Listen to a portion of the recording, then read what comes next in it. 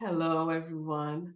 My name is Dr. Yvonne Murray-Larrier, and I am a professor and founding president of GCSCORED. I'm also the creator of the CSS framework and the RUMERTIME process. Today, I'm going to present to you a case for equipping college students with the RUMERTIME process. Welcome. So here's what we're going to be talking about today. Here's an introduction and overview. We're going to focus on building social emotional competence in university students. So wherever you are, and you're a university student, college student, this is for you. So the first thing we're going to talk about is the definition of social emotional competence. Then we're going to talk about the definition of the RUMERTIME process, the importance of social emotional competence, and we'll explore a little bit about what these case challenges are. We'll talk about a foundational quote, and then I'm going to give you some strategies, some RUMERTIME steps and strategies. All right. I hope that sounds well? I hope that sounds good, and you're ready to get moving. Let's go to the next slide. And so this says, as air is to life, so are social emotional competencies to relationships. They are like the air we breathe. And I created this quote in around 2017. And it's foundational. It is foundational to all of us, right? All of us. The same way that air is important for life, social emotional skills and competencies are similarly important for relationships. This is how, these are the building blocks for which you need to survive, to thrive in relationship with yourself and with others and in all different circumstances. Okay, so it impacts us all, and that's why it impacts us all. That is why social emotional wellness impacts all of us. So the definition for the RUMERTIME process is that it is a 5-step social emotional culturally responsive problem solving strategy that I developed to help you engage, educate, equip, and empower individuals across the globe to move from inter and intrapersonal imbalance to inter and intrapersonal balance, and from unconscious living to conscious living. And you see the infographic to the right of my screen. It says the RUMERTIME process plots and rows. And you see it says recognize, understand, manage, express, and reflect on your thoughts, your interactions, mindsets, and emotions that you have toward yourself, others, and diverse situations that you're going to face, um, and you've already faced. But now you're going to be facing them after this presentation. You're going to now have at least superficial knowledge. You're going to now have knowledge about another way, another effective way to show up, to problem solve, to manage and navigate your relationships. And that is the RUMERTIME process. So you're going to recognize your thoughts, your interactions, your mindsets, and your emotions. You're going to learn to understand your thoughts, your interactions, mindsets, and emotions, manage those thoughts, interactions, mindsets, and emotions. Express your thoughts, interactions, mindsets, and emotions, and reflect on your thoughts, your interactions, mindsets, and emotions. And that is a process that you do over and over and over as you navigate your daily life. Because as we said earlier, as air is to life, so are social emotional competencies to relationships. It's like the air we breathe. You stop breathing, you die. You stop applying these social emotional competencies, your sense of self, your relationships will die, or they will be very unhealthy at least. Okay? All right, let's keep moving. So that's the definition of the RUMERTIME process. So what is social emotional competence? What is that? And it is a person's ability to recognize, to understand, to manage, express, and reflect on their thoughts, their interactions, their mindsets, and emotions as it relates to themselves, to others, and situations.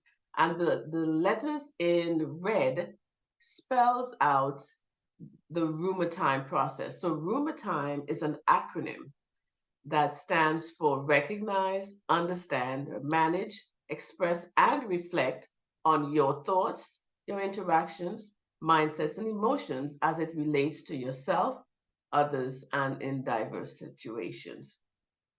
So as you effectively utilize these competencies, we want you to engage in them. We want you to be educated and become equipped and most of all empowered.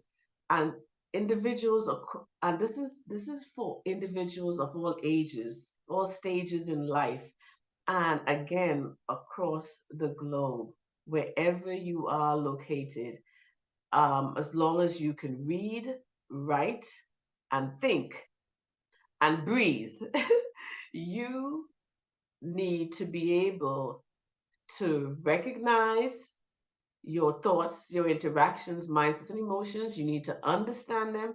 You need to manage them. You need to be able to express and reflect on your time, which is your thoughts, interactions, mindsets, and emotions. And so as you do this, it's going to help you to successfully navigate your daily activities, such as loving, learning, earning, relationship building, problem solving, and adapting to the demands of growth and development. So you are in a learning environment right now, but you're not just exclusively in a learning environment. You are also in an environment where you're going to loving yourself, loving others. You are in an environment where you're not just learning, but you're going to be earning. Some of you are going to be working. You're going to be definitely, every one of each of you is going to be building relationships. And each and every day, all day, you're going to be problem solving. And problem solving doesn't have to be some humongous problem, but problem solving is simple things as, okay, how should I manage my time? Should I get on social media instead of going to class? That's a problem. That's a problem. Thinking about how you're going to make decisions and adapting to the demands of growth and development. So that's what social emotional competence is. It's your ability to recognize, understand, manage, express, and reflect on your thoughts, your interactions, mindsets, and emotions as it relates to yourself, others, and situations while you are navigating and to help you successfully navigate your daily activities. Okay, so that is what social emotional competence is. So some of the challenges that you're going to be facing, and this does not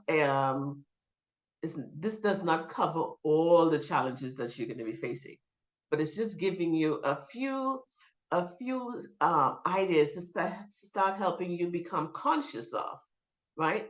In the cognitive domain and in the academic domain and in the social domain and the emotional domain. So these are some of the challenges that you're going to be facing.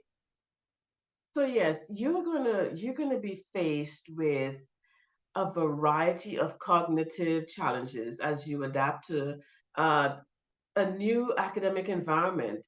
And it's going to demand more independent thinking, problem solving, and complex reasoning. And so some of these, as I have listed here, some of these challenges include, first and foremost, information processing. You're going to have um, inordinate amount of information. You're going to and begin to feel overwhelmed from information. And so many freshmen or first year students, even sophomores, often struggle with the sheer amount of information presented in lectures and textbooks and assignments.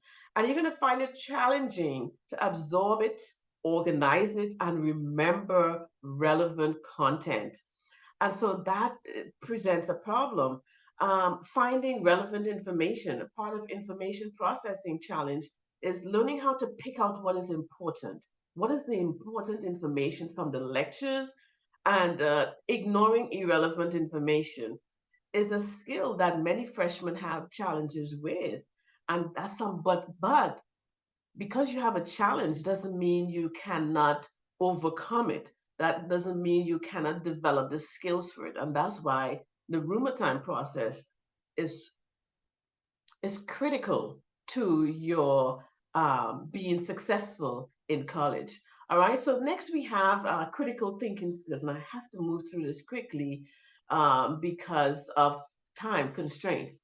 So critical thinking, that's another skill that you will have to begin to develop if you haven't already, is analytical skills. And many of you come into college having learned how to memorize. In college, though, you are going to have to use critical thinking skills where you're not just memorizing, but you are analyzing and you are using logical reasoning abilities, being able to develop arguments, identifying fallacies, applying deductive reasoning. These are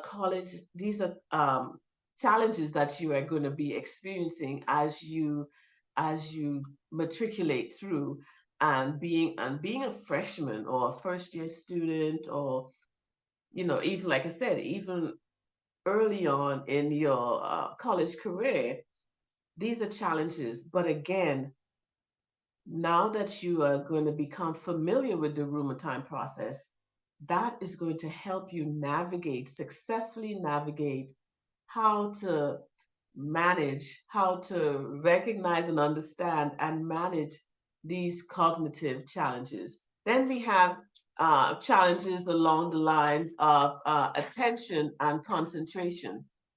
Okay, attention and concentration. Being able to, um, being able to, we're talking about critical thinking skills, so we already did that. Let's go to cognitive flexibility, adapting to different teaching styles. I cannot tell you how many times students, I also teach, I'm a professor, and so students are like, well, this professor didn't teach it that way, or this professor gives us the opportunity to take a quiz, or they let us do open book exams. You are, as part of navigating successfully college, you're going to have to develop the skill of cognitive flexibility, because each professor teaches differently. They have different teaching styles. And so they're going to use various methods of instruction, and some may be drastically different from what you were accustomed to in high school, or maybe in the wherever you were. Okay. Being able to switch between topics. The curriculum in college often requires students to switch between subjects. So maybe from 9 to 10, you're going to have introduction to communications. From 10:30 to 11:30, you may have introduction to psychology. Okay, so you are going to have to be able to navigate and be flexible, switching in a relatively short space of time, um, what you're going to be learning, the curriculum from which you're going to be taught. All right. Then attention and concentration. Oh my goodness. So distractions. There's so many things happening, and we know. I don't need to tell you. What is it I'm going to say? Social media. That has taken over people's minds. Okay, and it's not just college students. This is an issue with adults as well. Um, and so being able to maintain focus while you're studying is critical. It is critical to success. It is critical to success. And having sustained attention. Lectures are longer. You have reading assignments. Instead of just reading maybe one chapter, in college, you're going to be reading multiple chapters from multiple textbooks. And so you're going to need to have sustained attention. Then we have problem solving. So, problem solving is another challenge. You're going to experience complex problems, assignments, and projects. They often pose problems for students, and it's going to require multiple steps and diverse, again, cognitive skills to solve. And being resourceful,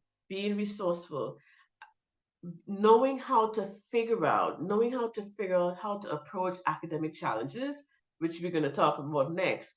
And sometimes without clear instructions, right? Without clear guidelines, being able to um, construct and deconstruct information, being able to analyze what is being asked of you to do. Then we have memory and recall, being able to think about, remember what is again important, memorizing, and metacognition. Metacognition is basically thinking about what you're thinking about. Doing self assessments, um, coming up with study strategies, understanding which techniques are most effective for you, being able to look at how do I learn best? Do I learn best by listening? Do I learn best by reading, or maybe reading and listening, or maybe hands on? How do I learn best? So, these are some of the things that I want to bring to your attention so that you could now be able to better understand what you're going to be dealing with as you go into this new season of your life called college. Okay? All right. We're going to move on to academic challenges, and I'm not going to spend a lot of time. I think it was important for me to spend some time on cognitive challenges, and we will do a little bit of the academic challenges. So let's go to academic challenges. Um, just a list. This is not an exclusive list. So higher academic standards, time management, study skills, critical thinking, problem solving, research skills, financial pressures. We also have choosing a major and asking for help. I'm going to focus on just a few of these. So higher academic standards, yes. What you did in high school, secondary school, is going to be 100% more in college. So be prepared. And sometimes making that switch, closing that gap for freshmen in your freshman year, especially, is usually challenging. And that is why it is so critical to ask for help. You are in college because you don't know everything. Okay?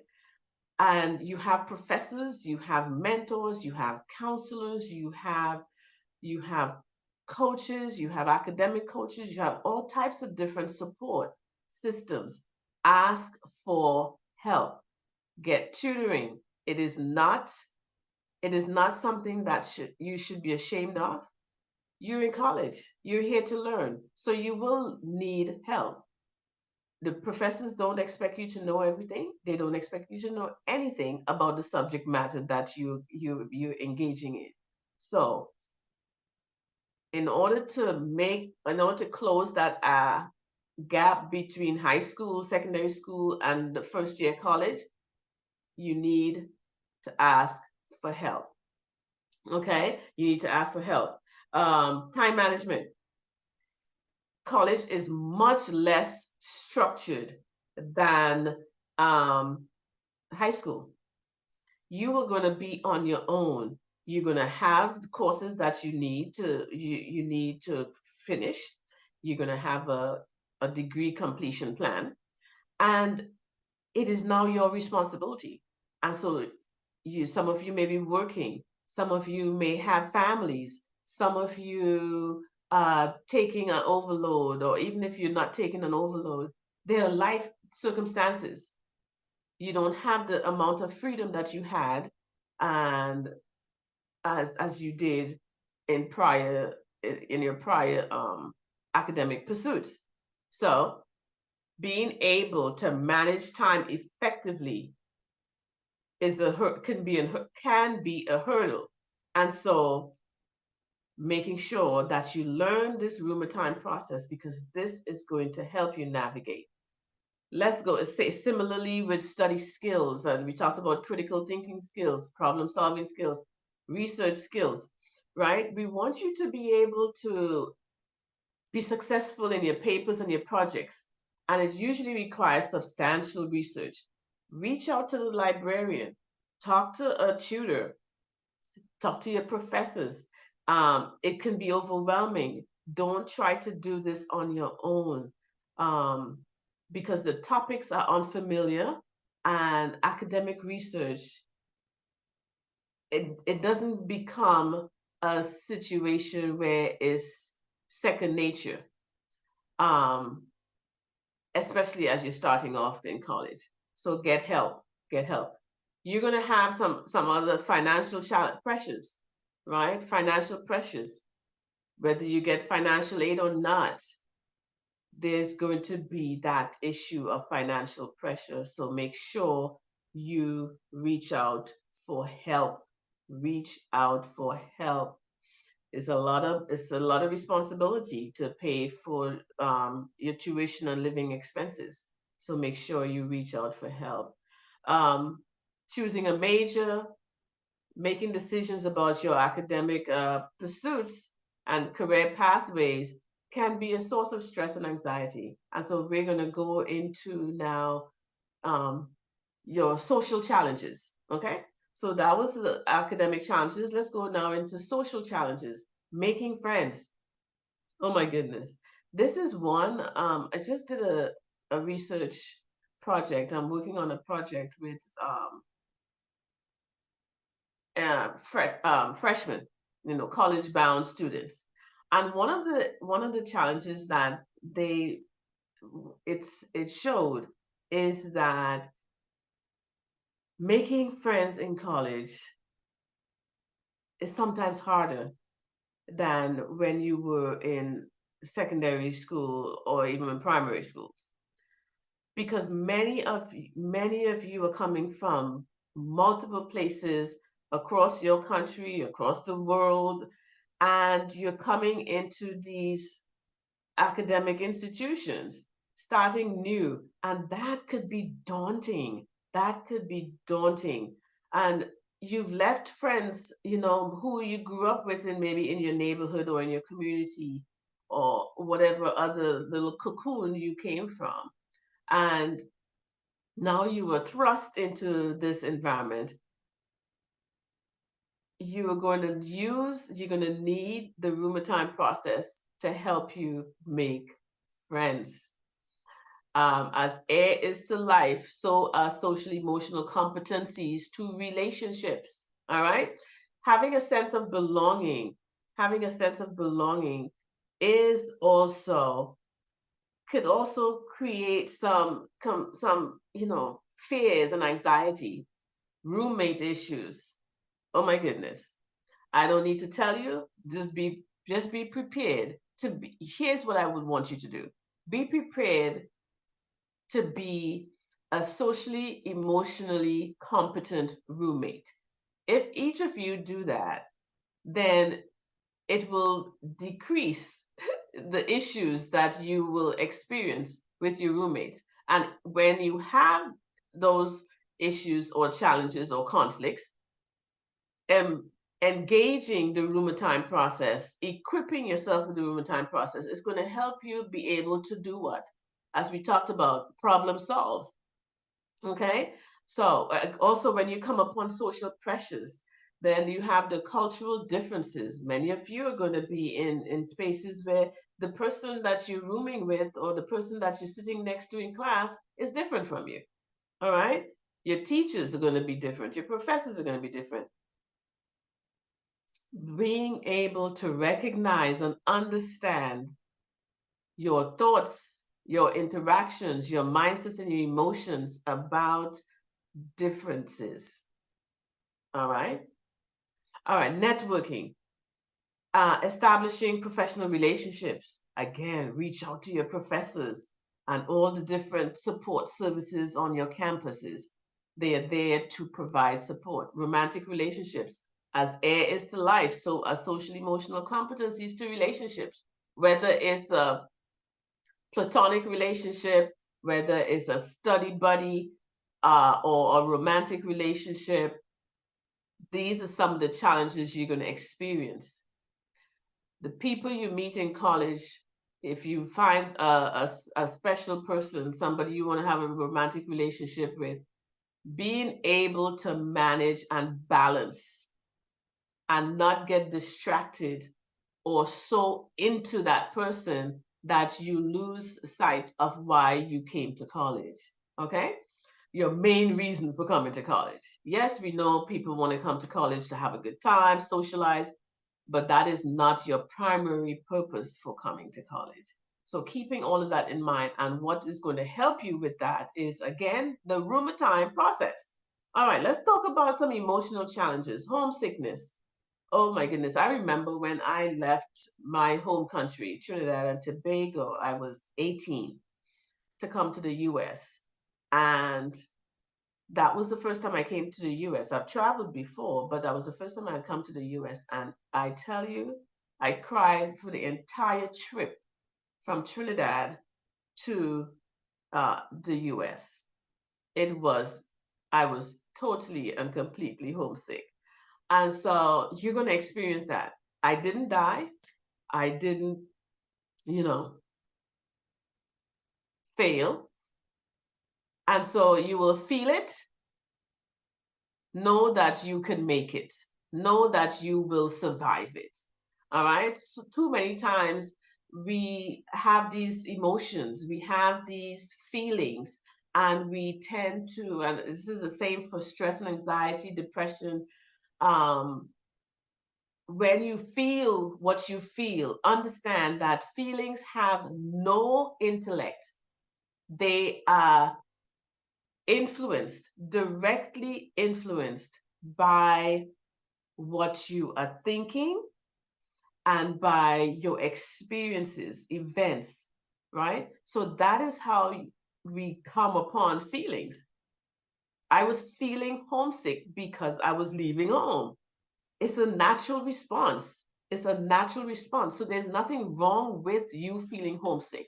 There's nothing wrong with you feeling stress. There's nothing wrong with you feeling anxiety. There's nothing wrong with you feeling sad or depressed. Emotions are indicators, not disorders. I'm going to say it again.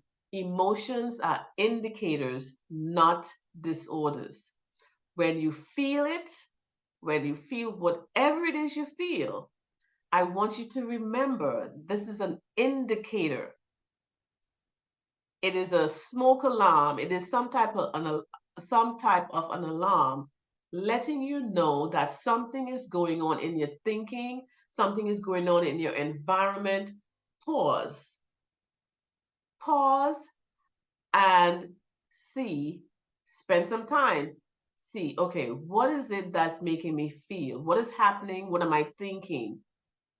And so that is how you would manage. And we'll talk more about that when we get to that next slide. Okay. Similarly, you're going to feel stress, anxiety, depression. You're going to experience identity issues. You're going to see somebody else, maybe engaging in some types of harmful behaviors, and may feel pressure. You may feel, okay, I don't have this, or this person has these name brand things, or this person is excelling and I am feeling less than, or you were the smartest person in your high school, you were valedictorian in the high school, and now you're among everybody in your class was a valedictorian in their high school. And so now you're feeling pressure. You're feeling, who am I? Am I as smart as I thought I was? Those things will happen. Okay. I want you to know, I want you to recognize, and that's why we're doing this, is so that you can recognize that these things are a normal part of your development and growth. And as you go through these seasons, that is what you can expect. What we're doing is trying to equip you with the skills, the RUMERTIME process, to help you navigate successfully this season of your life. Health and well-being, making sure you take care of your emotional health and mental health as well. Okay?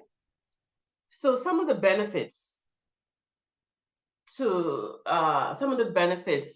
of becoming socially emotionally competent in various spaces. All right. So as an individual, one of the ways you are going to benefit, how you are going to grow from engaging, equipping, educating, and empowering yourself with these social emotional competencies is you're going to build empathy. You're going to be able to say, look at some situations and find ways to help others. It's going to create contentment, better relationships. You're going to have a clearer life purpose. At home, you're going to be more kind. You're going to be more kind, helpful, have peaceful and healthy relationships, more open. At school, your performance, your academic performance is going to be enhanced. Decreased bullying. Remember I talked earlier about identity issues. People bully because, and you may think bullying doesn't happen in college. Yes, it does. It's sometimes called peer pressure. It's sometimes called isolation. It's sometimes called abuse. It's harassment, teasing. All of those things are going to be reduced when you become a more socially emotionally competent person. Attendance is going to increase. Your ability to be able to graduate is going to increase. It's going to promote positive social behaviors as well. At the workplace, as you're going to school and working, some of you might be doing that. Enhanced performance. You're going to be more collaborative because you're going to be feeling more content, right? So you're not going to be competing and saying, "Oh man, I'm gonna make sure I beat this person, or I show this person up." You're not going to have those types of unhealthy competitive spirits within you. All right. Increased creativity, innovation, productivity, because you're going to be more competent and more comfortable in your skin, and therefore you will be open to trying new things. You're going to have a better work ethic in the community, which will be your university campus, or even if you live off campus. You are going to be a contributor to reduced crime and violence because you are showing up in a positive way. You are showing up with somebody who is full of empathy and somebody who is clear about their life purpose. Excuse me. Increased social cohesion, more socially conscious, more connected, more socially connected, and increased positive community engagement. Okay, so step one in the RUMERTIME process is your ability to recognize your thoughts. And in the RUMERTIME process, we have specific definitions for certain words. This recognize means to identify, list, admit, and acknowledge. That's not unusual. That is taken up from the Webster's Dictionary. Thoughts are mental constructs that can be based on, but are not limited to memories, ideas, pictures, and stories. It could also be on events, like I said earlier. It could be on events that have happened, happening, or will happen. We have over 60,000 thoughts per day. 80% of these are negative, 20% are positive, and they're at the root of all your behaviors, your beliefs, and your emotions. I said earlier that your emotions are indicators, not disorders. Emotions are directly influenced by what you're thinking and the events taking place in your environment, whether historically or currently. So some of the activities you want to use to help you recognize your thoughts, mindful moments, experiences, putting time in your day, creating a space in your day or night or however you choose to do it, where you can just be still and reflect, be still and be present in the moment. Um, Also thought journaling. GCSCORED has the RUMERTIME guided activity journal that helps you go through each of these steps. Okay. And so that's something you can get or your organization can get, university can purchase. It's on Amazon. So recognizing your thoughts. This is how you want to be able to start doing it. All right. Okay. Moving right along. Step number 2, understand my interactions. Understand means to dig deep, get to the root of the story, the when of the story, where did the story take place, who were the people in the story that were helpful or harmful, what were the components or the pieces or the elements of your story, why are you responding why are you being triggered, why are you not being triggered, why did this person choose to do what they did, why did they choose not to do it, how did you handle it, how did they handle it, how are you going to handle it, sensations, how did you what were the smells, what were the things that you saw when this story was unfolding, what did you hear, what are some sounds you heard, what were some of the textures, right, how did your body respond, did you get sick to your stomach, did you get red blotches on your skin, did your eyes dilate, did you get hurt in any way physically? How or did you fight? Did you flight? Did you freeze? How did your body respond? Did your heart start beating fast? Those are the kinds of questions you want to ask yourself when you are in some type of interaction or some type of relationship. Um, Even if it's with yourself. This is how you dig deep, right? This is how you dig deep. And so we know interactions mean reciprocal actions, behaviors, activities between entities. Some activities that can help you understand your interactions. A 360-degree feedback.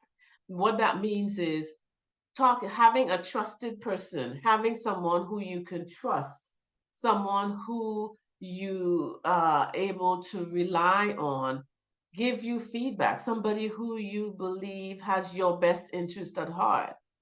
How did I do in this situation? Be open to their feedback. You can also do some role playing. Also work with a counselor or a coach. Um, Again, someone who you could trust. All right. We're going to go now to step 3, managing my mindsets, Manage means to handle, to cope, to take care of. And mindset means attitudes. beliefs, worldviews, viewpoints, dispositions. These are formed because of persistent, dominant, and recurring thoughts. So I say sometimes a thought is like a grape or a plum or a cherry, and a mindset or mindsets are like a cluster of thoughts, a cluster of thoughts put together forms a mindset or attitudes. And some techniques for managing your mindset is gratitude journaling. Again, GCSCORED has the RUMERTIME guided activity journal that you can get on Amazon. Breathing exercises. And here's a really important one. Limit exposure to negativity and to, I will say, social media. That whatever you put in, whatever you focus on, is going to build, is going to grow, is going to take up a lot of your mental real estate.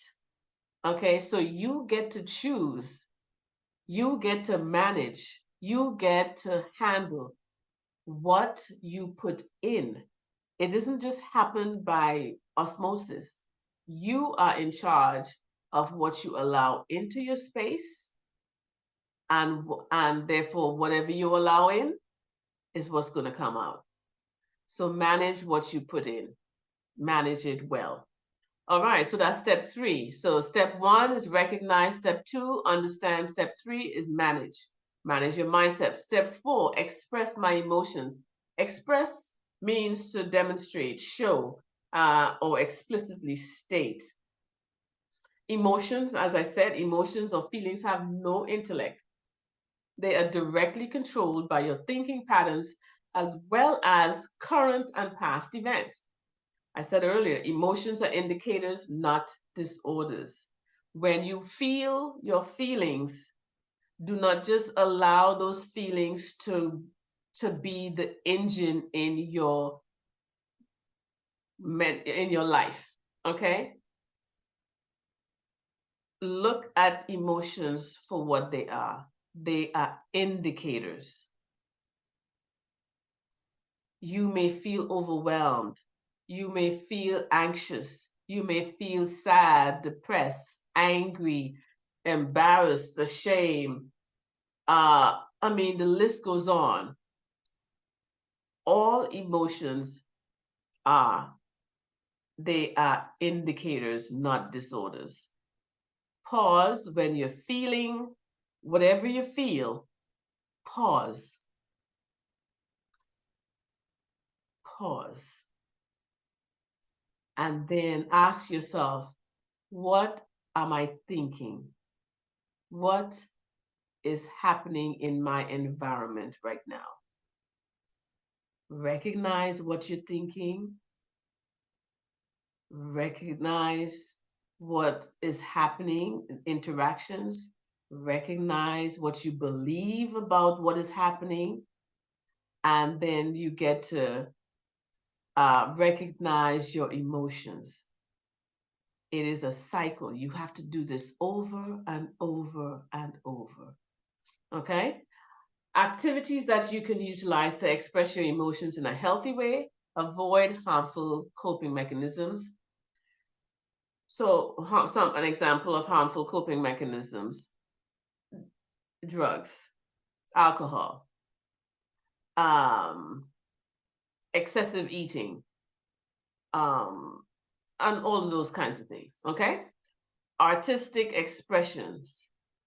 Those are ways you could and you can express your emotions when you're feeling overwhelmed, when you're feeling, mindful moments, mindful meditations, journaling, making sure you go talk to someone, having a trusted adult that you can go to, that you can call, that you can reach, however, get in touch with support.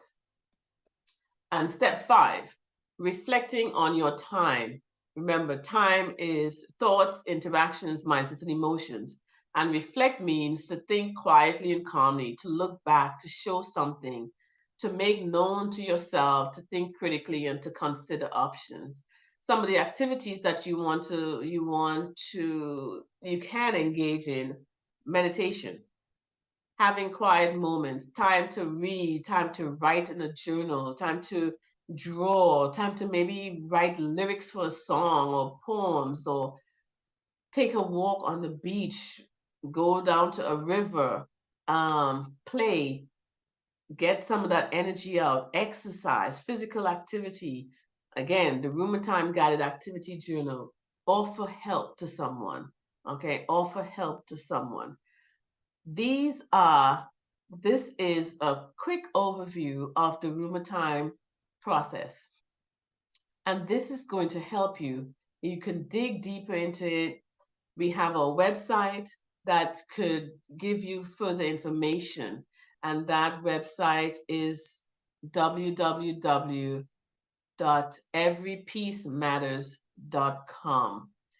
Again, I am Dr. Yvonne Murray-Larrier, founding president of GCSCORED and professor of counseling and human services.